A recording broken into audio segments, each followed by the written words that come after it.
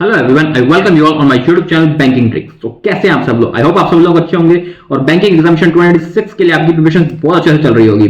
हमारी selection series चल रही है जिसमें हर रोज सुबह 9 बजे आपकी क्लास होती है, क्वांट्स की भी एंड रीजनिंग की भी। तो उन क्लासेस को रेगुलरली फॉलो कीजिए। डेली हम मॉक करते हैं, मॉक्स के साथ साथ आपको यही बताया जाता है कि आप किस तरह से क्वेश्चंस को सॉल्व कर सकते हैं ताकि आप कम टाइम में मैक्सिमम स्कोर कर सकें एग्जामिनेशन में। तो उन सीरीज को रेगुलरली देखिए। जिन्होंने प्रीवियस सेशंस नहीं देखे उन सेशंस को पूरा कंप्लीट कीजिए और फिर आज की क्लास स्टार्ट करते हैं।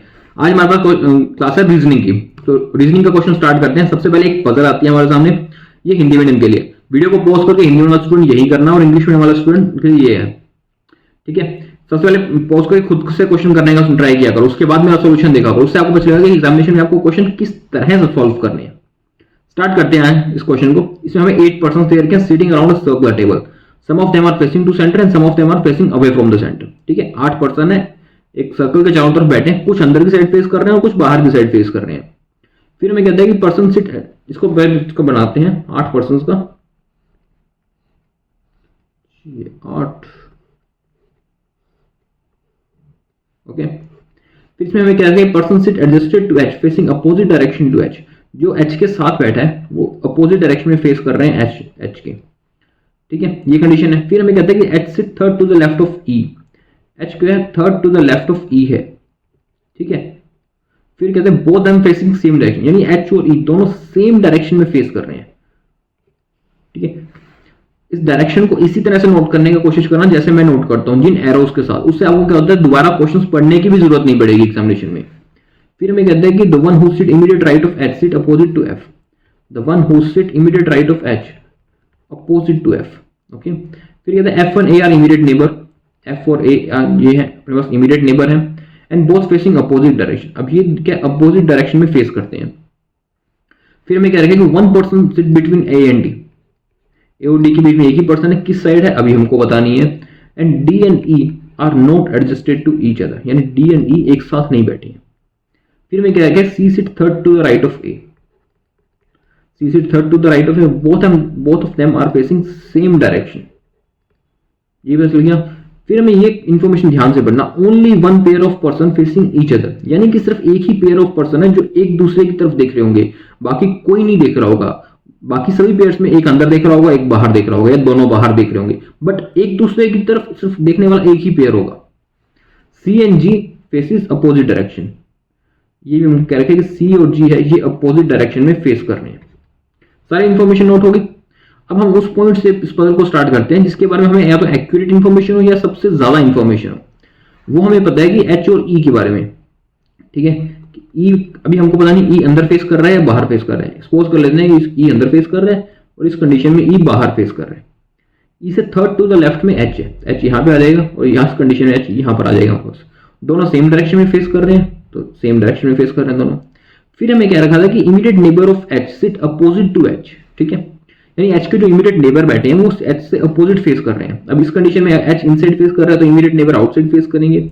इसमें एच आउटसाइड फेस कर रहा है तो इमीडिएट नेबर जो इनसाइड फेस करेंगे।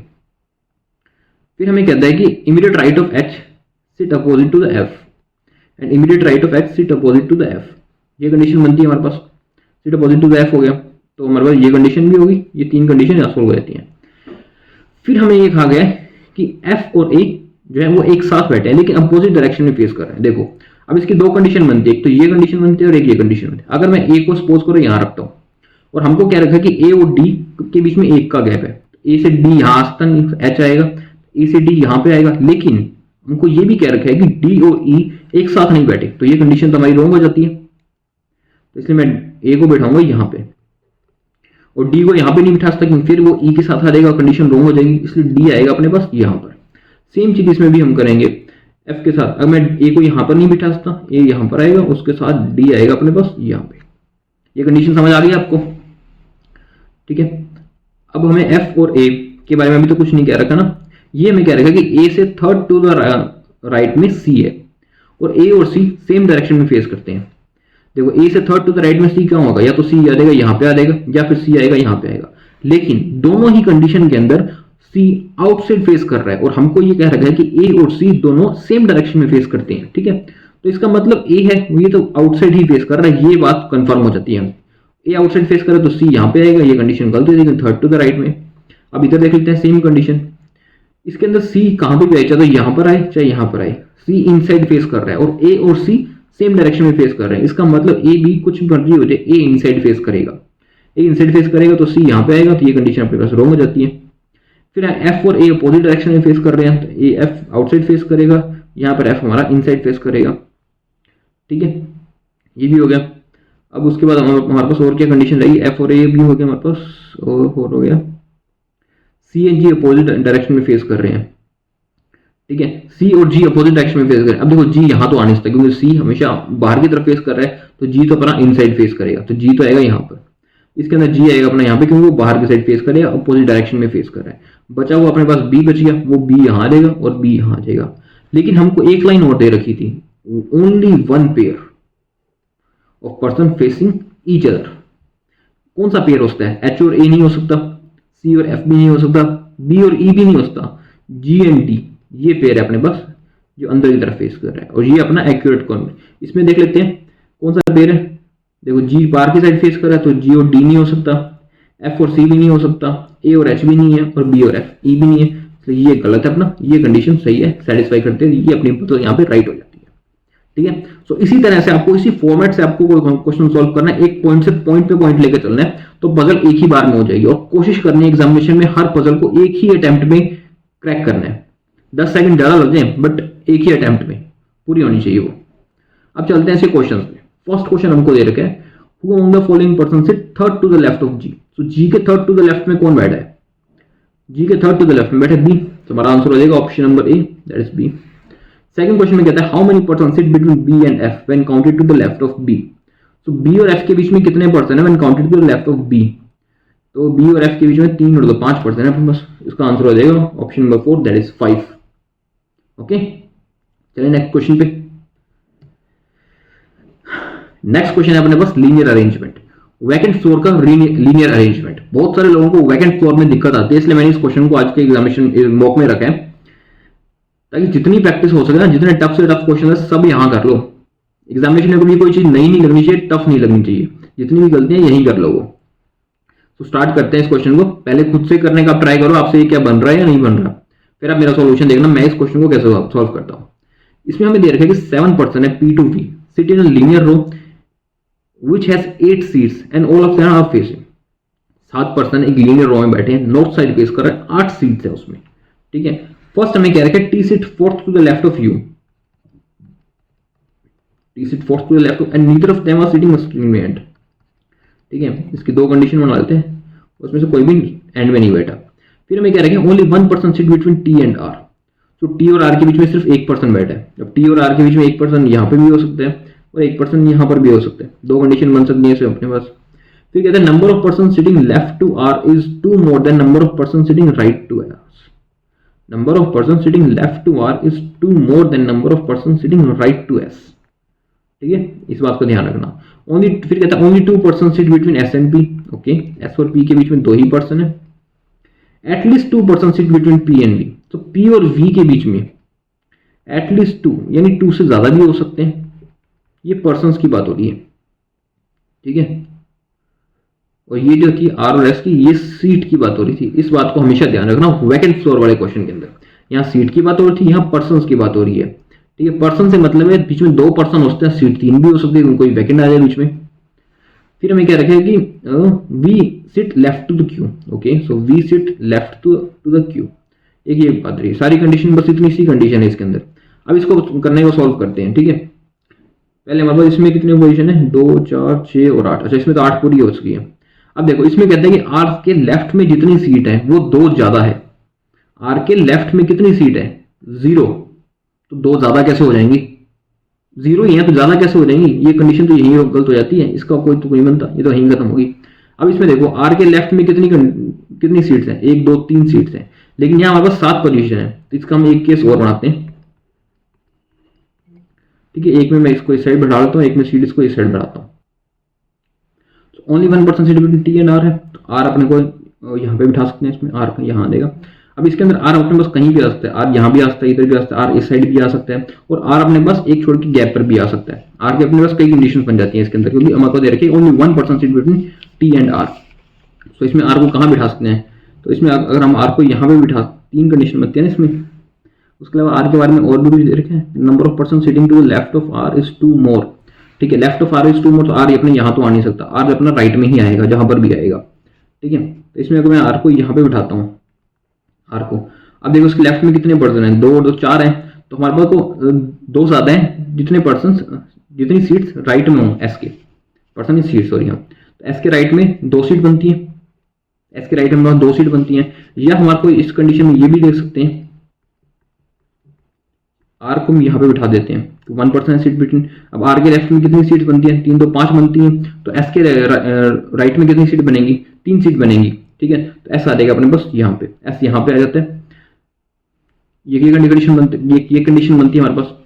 फिर उसके बाद हमको क्या रखेगा कि 2% seat between S and P. ठीक है, फर्स्ट में रहेगा कि आर का 3 इसमें, तो 1 आ जाएगा इसमें, यहाँ आ जाएगा एस। फिर क्या रहेगा 2% seat between S and P, तो पी कहाँ आएगा इसके अंदर, यहाँ पर आ जाएगा, और ये अपने पास वैकेंट रह जाएगा, क्योंकि वैकेंट रखना पड़ेगा, उसके अलावा कोई जगह नहीं पी को बिठाने की। सेम चीज अब इसमें करते हैं, अब एस के साथ 2% छोड़ के पी कहाँ आ सकता है, पी यहाँ आ सकता है, और ये वैकेंट रह जाएगा एस के साथ पी, और उसके अलावा पी की अपने पास जगह ही नहीं है। ठीक है, अब इसके अंदर हम पी को कहाँ रखते हैं, इसमें हमारे पास पी यहाँ आ सकता है, लेफ्ट में भी आ सकता है, राइट में भी आ सकता है। इसमें दो कंडीशन है अपने पास, पी लेफ्ट में आएगा या राइट में आएगा। फिर हमको क्या रखा है कि पी से कम 2% छोड़ के वी आएगा। फर्स्ट में देखते हैं वी अपने पास यहाँ पे आएगा, सेकंड में देखते हैं पी से 2% छोड़ के वी अपने पास यहाँ पर आएगा। यहाँ देखते हैं पी से 2% छोड़ के कम 2% छोड़ के वी अपने पास यहाँ पे कहीं भी आ सकते हैं, लेकिन हमको ये देख के रखा है कि वी जो है वो क्यू के लेफ्ट में है, क्यू के लेफ्ट में, तो ये कंडीशन यहाँ रोंग हो जाती है, वी क्यू के लेफ्ट में, ये कंडीशन यहाँ पर भी रोंग हो जाती है, ये कंडीशन यहीं पे आएगी, और वी क्यू के लेफ्ट में, इसका मतलब जो है वो वी यहाँ तो नहीं है, चाहे कुछ भी हो जाए यहाँ पर तो वी अपने पास आ ही नहीं सकता। ठीक है, फिर अपने पास अपने को 2% छोड़ने हैं, वी के लेफ्ट में क्यू है, तो अपने पास यहाँ पर आ जाएगा वी, यहाँ आ जाएगा, ये अपने पास बैक एंड फोर बच जाता है। ठीक है, समझ आया आपको? तो इस तरह से आपको इस तरह की पजल को सॉल्व करना है। अब चलते हैं इसके क्वेश्चंस पे। फर्स्ट क्वेश्चन में हमको क्या रखे, as many person sit between S and dash as to the right of dash respectively. So S और एक पर्सन के बीच में उतने ही पर्सन है जितने की एक पर्सन के राइट में बैठे हैं। ठीक है, तो एस और यू के बीच में कितने पर्सन है अपने पास, एस और यू के बीच में एक पर्सन है, और आर के राइट में बैठे हैं, नहीं आर के राइट में 2 बैठे हैं, ये गलत हो जाएगा। सो एस और वी के बीच में कितने पर्सन है अपने पास, एस और वी के बीच में अपने पास 2 पर्सन है। क्या उतने पर्सन अपने पास एस के राइट में बैठे हैं, नहीं एस के राइट में 3 बैठे हैं, तो ये भी अपने पास रॉन्ग हो जाता है। फिर अपने पास एस और टी के बीच में कितने पर्सन है, कोई पर्सन नहीं है। क्या उतने पर्सन पी के राइट में है, बिल्कुल सही, पी के राइट में भी कोई पर्सन नहीं, तो option number 3 is our right answer. Second अपने को कहते हैं who among the following person sit second to the left of S. तो second to the left of S में कौन बैठा है, second to the left of S में बैठा है टी, तो option number A is our right answer, that is T. ये अपने पास बैठा है second to the left of S. Okay, चलते हैं नेक्स्ट क्वेश्चन पे। नेक्स्ट क्वेश्चन अपने पास डायरेक्शन डिस्टेंस वाला, इस क्वेश्चन को करते हैं। इसमें हमें क्या रखा है कि B is 9 metre west to the A. ठीक है, जो बी हमारे पास 9 मीटर वेस्ट है ए से, and 4 metre north of C, ये 4 मीटर नॉर्थ है सी से। C is 5 metre east of D, C 5 metre east में डी से, which is 10 metre south of E. D जो है अपने पास वो 10 मीटर साउथ में है ई से। ठीक है, तो इसके बाद हम लोग कहते हैं कि F is 7 metre east of E, F जो है अपने पास 7 मीटर ईस्ट में है ई से, एंड नॉर्थ ऑफ जी। अब एफ क्या नॉर्थ में है जी से, अब नॉर्थ कहाँ है हमको ये पता नहीं अभी हमको नॉर्थ कहाँ है। ठीक है, ये फिर क्या रखे कि H is 8 metre east of G. ठीक है, एच कहीं पे है वो 8 मीटर ईस्ट में है जी के, and 11 metre south of I. Okay, H जो है 11 मीटर साउथ में है आई से, ये भी कहाँ अभी हमको पता नहीं, and I is to the east of A, यानी आई कहीं पे भी है, यहाँ पर है आई, क्योंकि वो ईस्ट में है ए से, और आई से 11 मीटर साउथ में है अपने पास एच, ये हमको पता है। और एच से 8 मीटर वेस्ट में जी है, जो कि एफ के साउथ में, यानी जी जो है अपने पास जहां पे भी, यहाँ पे पॉइंट है जी का, ये पॉइंट है, और ये डिस्टेंस अपने पास 8 मीटर की है, ये भी हमको दे रखा है। और ये बच गई अपने पास ये एक ये डिस्टेंस, ये डिस्टेंस कितने मीटर की हो जाएगी अपने पास, किलोमीटर की हो जाएगी। 11 तो यहाँ था, 5 में 6 और गए, तो ये थी अपने पास 17 मीटर की ये डिस्टेंस है। बन गया सारा डायग्राम। अब चलते हैं इसके क्वेश्चंस पे। फर्स्ट क्वेश्चन हमको क्या रखे, the distance between F and G is dash, the distance between point dash and dash. F और जी के बीच में जो डिस्टेंस है वो कितनी है, एफ और जी के बीच में 17 मीटर है। अब हमको बताना है क्या वो ई और एफ से 9 ज्यादा है। ई और एफ के बीच में डिस्टेंस है 7 है, तो 7 में 9 जोड़ते हैं तो 16 होते हैं, ये तो गलत हो जाता है। क्या वो 5 ज्यादा है डी और ई से, डी और ई में 17 में 10 है, 10 में 5 जोड़ते 15, ये भी गलत है। क्या वो 4 लेस है ए एंड बी से, तो क्या ए एंड बी से 4 लेस है, ए एंड बी से 4 लेस है, ए और बी से 4 लेस नहीं है। 6 ज्यादा है आई और एच से, तो आई और एच 11 में 6 जोड़ते हैं 17, जी हाँ 6 ज्यादा है आई और एच से।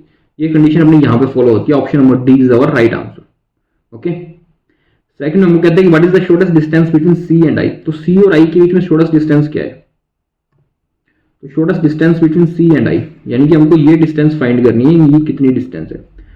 ये तो 416, ये तो 16 हो जाएंगे। उसके बाद ये कितने मीटर है अपने पास, ये देखो 7 मीटर तो यहाँ तक था ना, जिसमें 5 ये था, यानी 2 मीटर तो अपने पास ये था, ये डिस्टेंस 2 मीटर। 2 मीटर के बाद 8 मीटर और था अपने पास इधर, तो 10 मीटर हो गया, तो टोटल 16 हो गया, तो यानी 116। 116 को अपने 4 से करते हैं तो 4 9 36 यानी 2√29, ये अपने पास राइट आंसर आता है। क्या ये आंसर है अपने पास, बिल्कुल सही। Option number C 2√29 is our right answer. Okay, चलते हैं नेक्स्ट क्वेश्चन पे। नेक्स्ट क्वेश्चन में देखते हैं। देखो ये सब क्वेश्चन आपके पास स्पीड के लिए होते हैं, फटाफट इनको जितनी जल्दी हो सके उतनी जल्दी क्वेश्चन को सॉल्व करें और सही से करना, ऐसे नहीं कि जल्दी की जल्दी में गलत क्वेश्चन कर दो। फर्स्ट हमको कंक्लूजन में बताना है कि K is greater than is equal to O. क्या K greater than is equal to O है, तो के को अपने ओ से कंपेयर कर लेते हैं। ओ एल यू है, एल से कंपेयर हो जाएगा अपने पास, यहाँ से कंपेयर हो जाएगा, तो के अपने पास greater than is equal to Q. हाँ ये तो अपने पास greater than is equal to Q है, ये राइट है। सेकंड अपने पास एच लेस देन सी है, एच और सी, ठीक है, सी ये रहा अपने पास, एच ये रहा, सी को के भी नहीं है अपने पास, के को यहाँ पे ले आएंगे हम, एच सी के यू से आता है ना, यू एल, हाँ एल है, एल मतलब L is equal to U, तो यू से कंपेयर कर सकते हैं हम इसको, तो ये बैठ जाएगा हमारे पास एल इज सी के, तो ये भी अपने पास है एक्यूरेट, ये भी सही है। सेकंड थर्ड हमको कहते हैं कि I is less than F. क्या आई लेस देन एफ है, आई को लेस देन एफ से, ठीक है, एफ को पहले के से कंपेयर कर लेते हैं, के यू, और हमको आई को करना है, एफ को करना है आई से कंपेयर ना, तो आई तो एफ जो है हमारा greater than is equal to है यू से, यू को एल पे रख सकते हैं, आई अपना greater than is equal to आ रहा है, बट आई यहाँ पे आपको दे रखा है ग्रेटर देन, आई जो है लेस देन एफ, तो ये अपने पास रॉन्ग है, तो 1 and 2 ही इज राइट है। अच्छा इसमें फॉल्स बताना है, so only conclusion 3 are false, only conclusion 3 are false, ठीक है। इसको बारी बार लिख के बनाने की जरूरत नहीं है, आप माइंडली इसको कैलकुलेट कर सकते हो अगर आपकी प्रैक्टिस अच्छी है तो, और रेगुलर प्रैक्टिस करो मेरे साथ, बहुत स्पीड बन जाएगी। नेक्स्ट में देखते हैं, नेक्स्ट में स्टेटमेंट हमको क्या रखा है, P is less than W है, P C Z O P, P को O से कंपेयर करते हैं, फिर O को हम R से W पे जाना है ना हमको, P से O, O से R और R से W। हाँ तो P तो अपने पास लेस देन है, ये तो अपने पास करेक्ट है। सेकंड है अपने पास M जो है वो ग्रेटर देन है Z से। क्या M ग्रेटर देन है अपने पास Z से, CO है ना, M ग्रेटर देन है Z से, नहीं M अपने पास greater than is equal to है पर ग्रेटर देन नहीं है Z से, ये रॉन्ग हो जाता है अपने पास।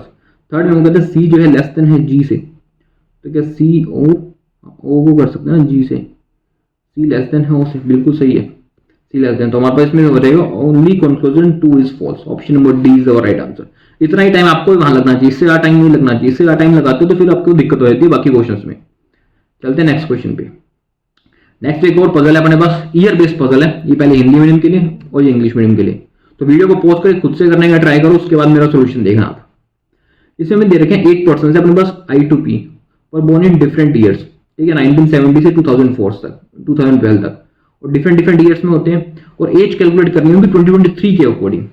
पहले इनके ईयर्स बना लेते हैं यहाँ पे अपने पास, ये अपने पास 1970, 77, 81, 86, 91, 98, 2004 एंड 2012, ये सारे ईयर्स आ गए। इसको कंपेयर करने पहले अपने को 2023 से,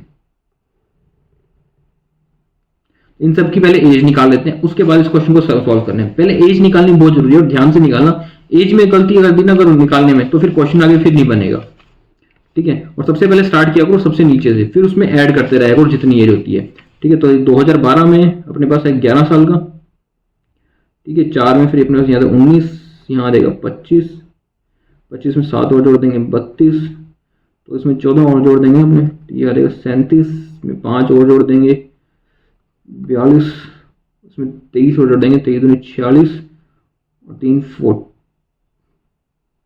40 में 7 और जोड़ देना यहाँ पे 30 और 23 53 होता है, ये आता है अपने पास 53, ठीक है। ये सारे ईयर्स निकल गए हमारे पास। अब चलते हैं क्वेश्चन पे। फर्स्ट में हमको क्या रखा, ओनली 3% वर बोर्न बिटवीन के एंड ओ, यानी के और ओ के बीच में 3% है। ऊपर नीचे कौन है, सबसे पहले कौन, बाद में हमको नहीं पता, लेकिन ये पता है कि जो ओ आएगा वो अपने पास प्राइम नंबर आएगा। और प्राइम नंबर कौन से अपने पास 53 है, 37 है, 19 है और 11 है। ये 4 अपने पास कंडीशन है प्राइम नंबर की। फिर हमें कहते हैं 4 year gap between Y and K and P. एक बात का ध्यान रखना हमेशा, कभी भी ये कह रखा हो ना 4 ईयर का गैप या 4 ईयर बिगर और लेसर, इन दो बातों में डिफरेंस है, ठीक है। इन दो बातों में डिफरेंस है, वो मैं आपको बताता हूं कैसे। और इसमें क्या रखा है कि ओनली 4 ईयर गैप बिटवीन के एंड पी। सो के और पी में 4 ईयर का गैप है, डिफरेंस नहीं, गैप है। एल, ये देखो L was born 4% after P. अच्छा ये तो पर्सन आ गया, L was born 4% after P, तो एल आ जाएगा अपने 4% आफ्टर पी, ठीक है। As many person were born between L and M, L और एम के बीच में जितने भी पर्सन है as born between M and, कौन ऊपर नीचे ये भी हमको नहीं पता, लेकिन इनके बीच का डिफरेंस पर नंबर ऑफ पर्सन का सेम है, ये हमको पता है। फिर कहते हैं only 3% born between N and I, so N और आई के बीच में 3% है। And difference between J and I is prime number, J और आई का जो डिफरेंस है ये अपने पास प्राइम नंबर आते हैं। इतनी कंडीशन अब हमको दे रखी है। अब क्वेश्चन को स्टार्ट करते हैं। कहां से स्टार्ट कर सकते हैं, ओ के बारे में बताया कि प्राइम नंबर पे है, ओ से स्टार्ट कर सकते हैं हम क्वेश्चन को, ठीक है। सबसे एक बात हम ओ यहां से स्टार्ट कर लेते हैं, ठीक है, और के बीच में। उसके अलावा हम ओ को एक तो नीचे से 11 से भी स्टार्ट कर सकते हैं, और हम ओ को कहां से स्टार्ट कर सकते हैं, 37 पे ओ को रखता हूं तो 3 छोड़ के ऊपर, के ऊपर नहीं आता, 3 छोड़ के नीचे आता है, 1 2 3 के, हाँ के नीचे आता तो फिर नहीं बनता अपनी कहानी, तो इसलिए ओ को यहाँ रख लेते हैं। ये 3 कंडीशन लेके चलते हैं। 3% छोड़ के 1 2 3 छोड़ के अपने पास यहाँ आता है, इसमें 1 2 3 छोड़ के यहाँ आ जाएगा, इसमें अपने पास आ जाएगा के यहाँ पे, ठीक है। ओ प्राइम आ गया, के आ गया। अब हमको क्या रखेगा कि 4 ईयर के गैप पे पी है, यानी कि 5 साल का डिफरेंस, 4 ईयर का गैप, समझ रहे। एक तो मैं कह रहा हूँ ए और बी के बीच में 4% है, तो उसका 1 2 3 4 बी, ये तो ए और बी के बीच में 4% है। अगर मैं कहूँ ए है वो बी से 4% ऊपर बैठा है, ए बी से 4% ऊपर बैठा है, तो इसका मतलब इनके बीच में 3% है, तो 4% ऊपर बैठा है। इस बात को ध्यान रखना, ठीक है। हाँ, हमें क्या रखे 4 ईयर का गैप है के और पी के बीच में। फर्स्ट में देखते हैं, तो 4 ईयर का गैप हमारे पास होता है 32 और 5 37 होते हैं, तो के का पी आ जाएगा यहाँ पे। यहाँ पे हम देखते हैं पी आ जाएगा 32 पे, और इसमें देखते हैं 42 और 37 है ना, के और पी यहाँ आ जाएगा इसमें। फिर हमको दे रखा है पी से 3 छोड़ के नीचे एल है, ठीक है, 1 2 3 छोड़ के एल यहाँ आ जाएगा। पी से 3 छोड़ के नीचे एल आता नहीं अपने पास, तो ये कंडीशन अपनी यहीं पर रुक जाती है। तो इसमें आता है पी से 3 छोड़ के नीचे एल अपने पास यहाँ पे आ जाते हैं। एक कंडीशन ये बचती है, 20 3 छोड़ के अपने पास नीचे एल अपने पास यहाँ आ जाते हैं। 1 2 3 छोड़ के एल यहाँ पे आ जाता है अपने पास। और कौन सी कंडीशन बचती है इसके अंदर अपने पास, पी से यहाँ पे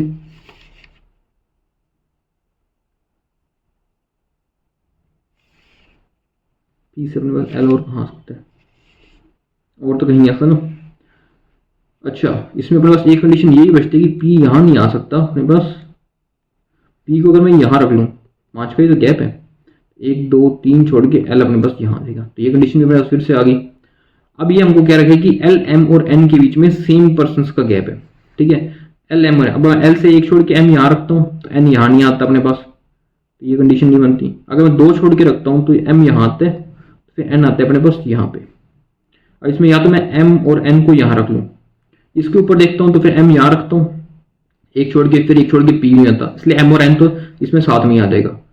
और अब इसमें थर्ड कंडीशन में देखते हैं, फर्स्ट कंडीशन में देखते हैं कि अपने पास इसमें कहाँ आ सकता है अपने पास, एल एम और एन यहाँ आ सकता है, या मैं 1 छोड़ के एम यहाँ रखूँ तो फिर यहाँ पर पास एन नहीं आता, एल एम और एन तो यहीं आएगा अपने पास। फिर हम आपको कह रहे हैं कि एन से 3% छोड़ के आई है, तो 3% छोड़ के आई यहाँ आ जाएगा, और यहाँ 3% छोड़ के आई अपने पास यहाँ आ जाएगा। तो इसमें एन से 3% छोड़ के 1 2 3 छोड़ के आई आ जाएगा, यहाँ पर आ जाएगा अपने पास। 3% छोड़ के आई आ गया, ये कंडीशन होगी अपने पास। बच गया जे, यहाँ पे आएगा जे और यहाँ आएगा जे। अब हमको क्या रखा था कि जे और आई के बीच में जो एज का गैप है उसको प्राइम नंबर है, तो यहाँ पे जे और आई के बीच में ए का एज का गैप है 4, तो ये प्राइम नंबर नहीं है।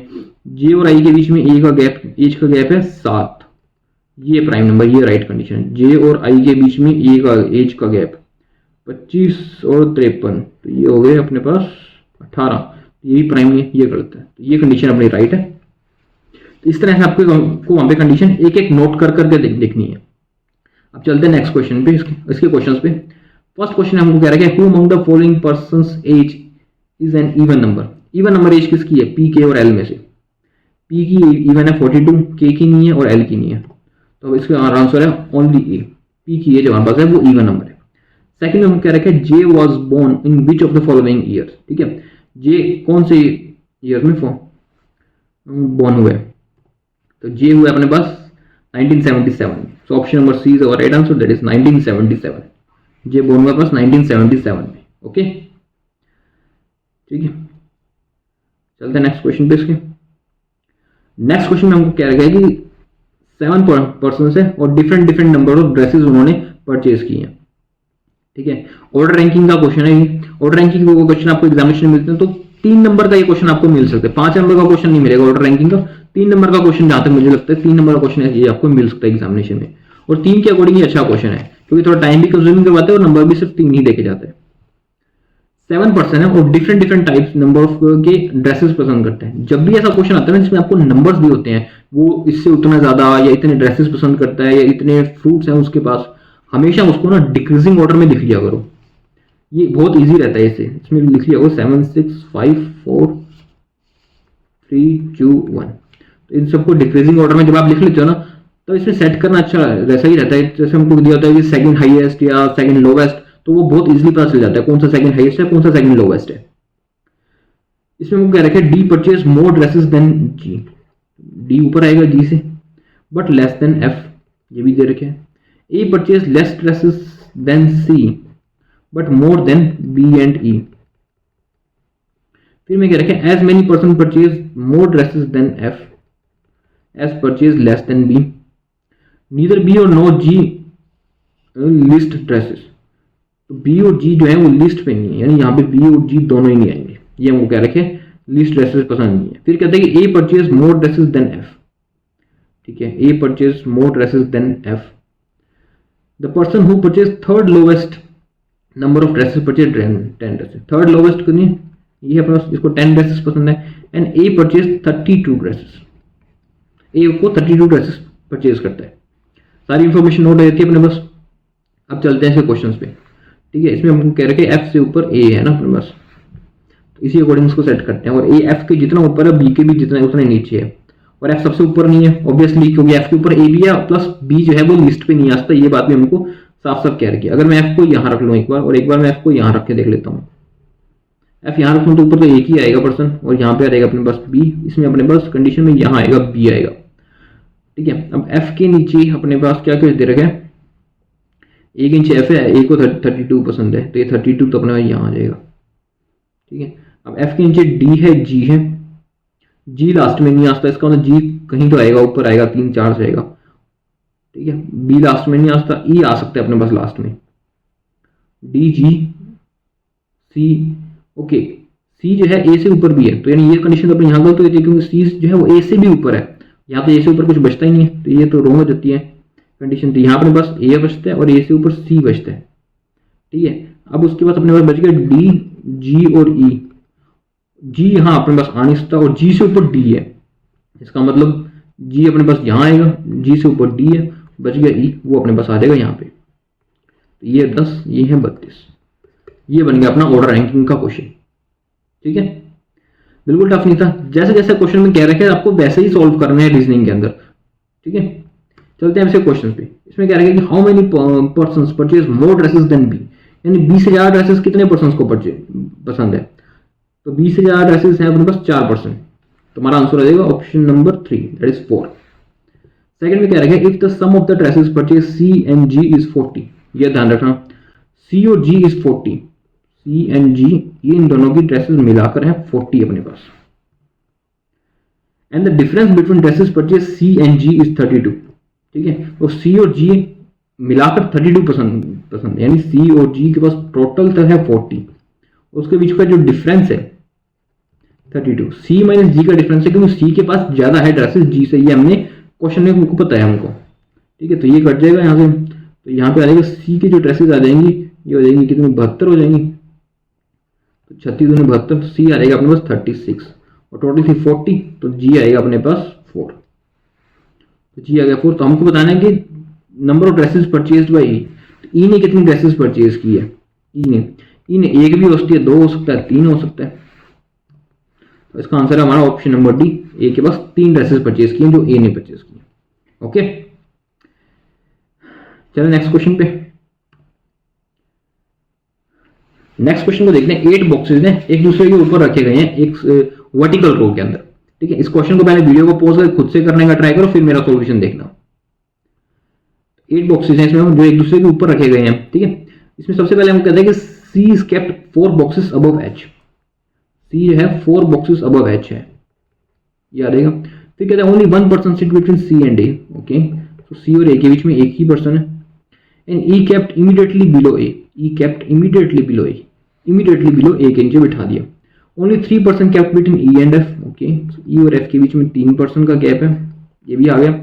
And number of boxes kept between E and B, E और बी के बीच में जितने भी बॉक्सेस हैं वो एक ज्यादा है, number of boxes kept between H and F, H और एफ से एक ज्यादा है वो बॉक्सेस।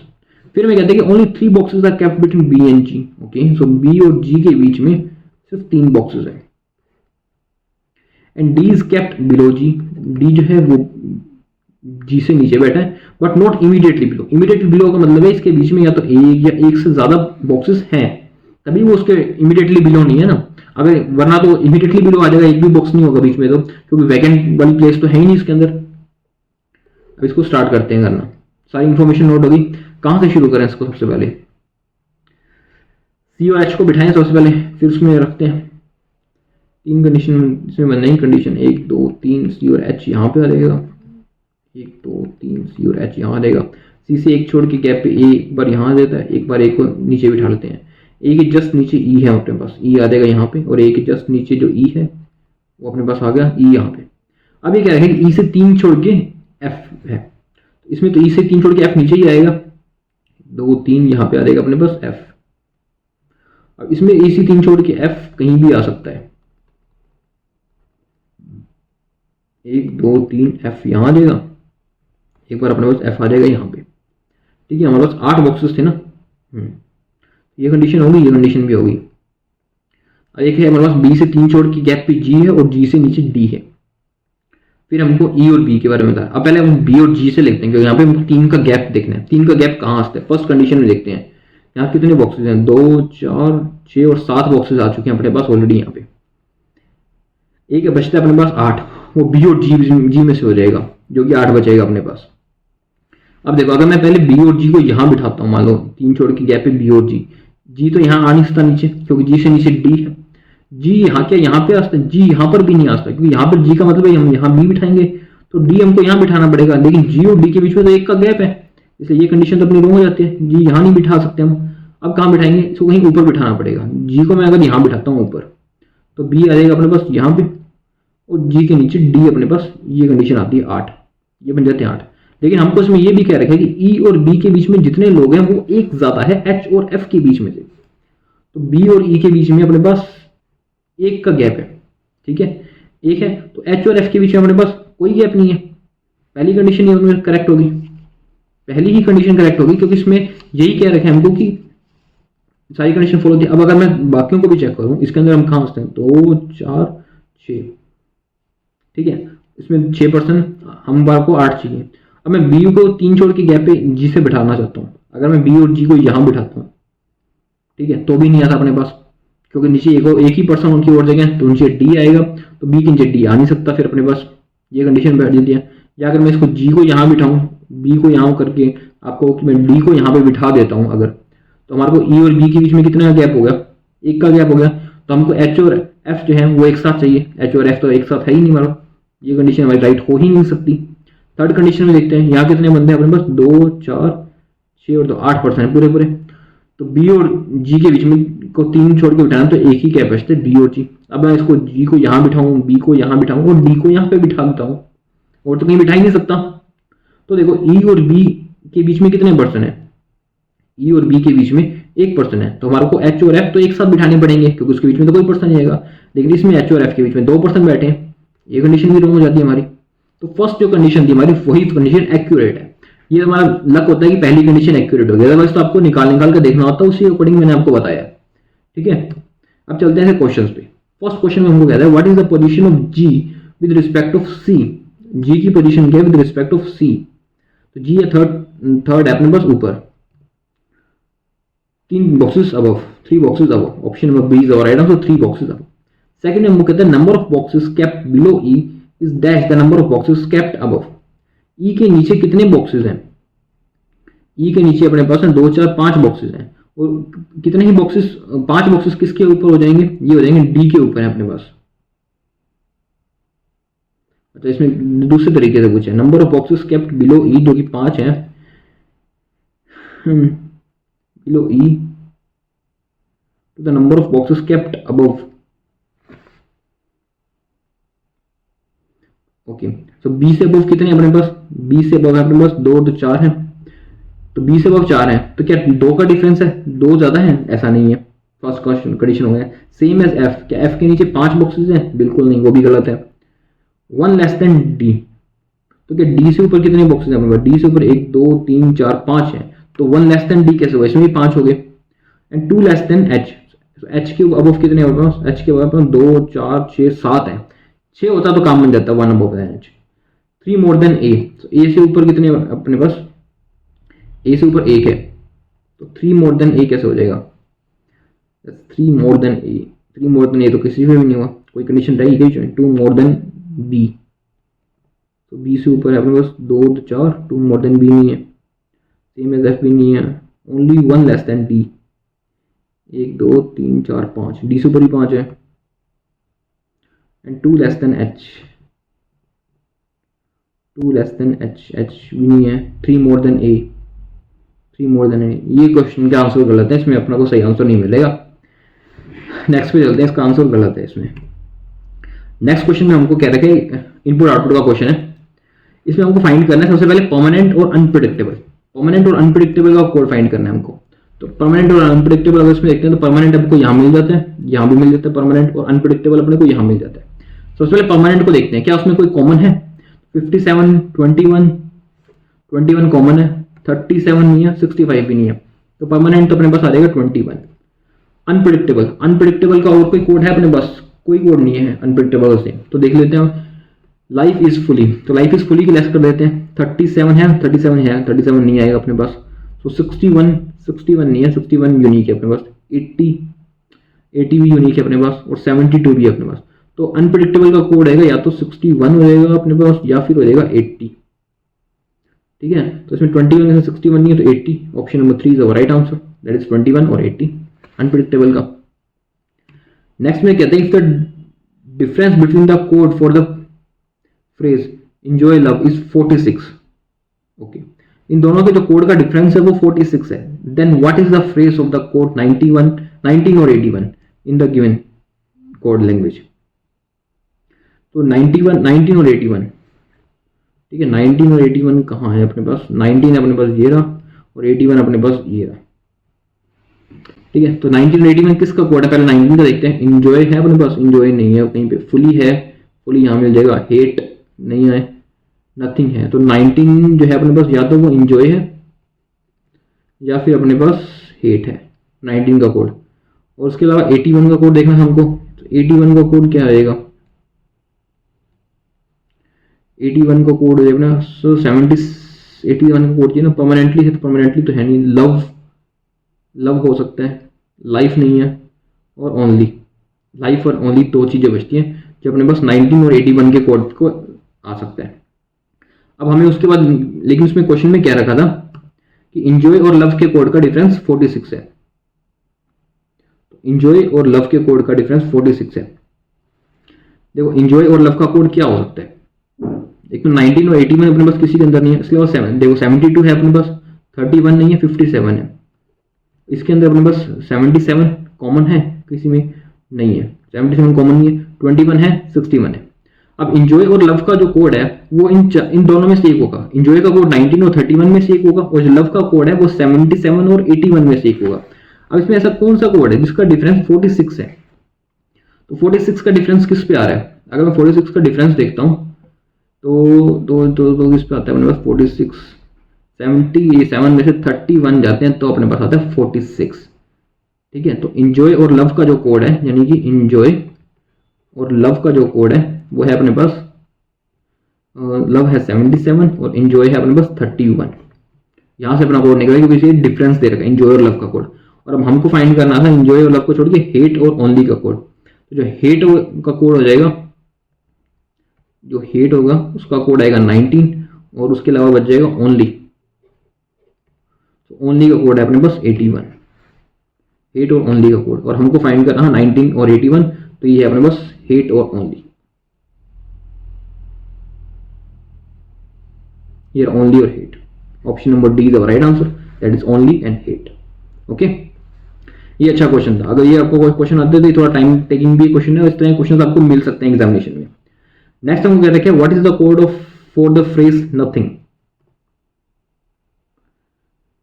नथिंग का क्या फ्रेज हो सकता है? नथिंग में देखो कुछ क्या कॉमन है, 57 है, 21, नथिंग नथिंग नथिंग, ये रहा बस नथिंग और ये रहा नथिंग। क्या कॉमन है इन दोनों के अंदर में? 57 है, 57 कॉमन है, 21 नहीं, 37 नहीं, 65 नहीं, तो इसका कोड है 57। So option number B is the right answer, that is 57. Okay, got it? That's all for today. I hope आपको सेशन अच्छा लगा तो प्लीज वीडियो को लाइक कर देना, चैनल को सब्सक्राइब कर देना, एंड हर रोज सुबह 9 बजे क्लासेस होती है, उन क्लासेस को देखिए, वो आपके लिए बहुत बेनिफिशियल रहेंगे। That's all for today. Thank you.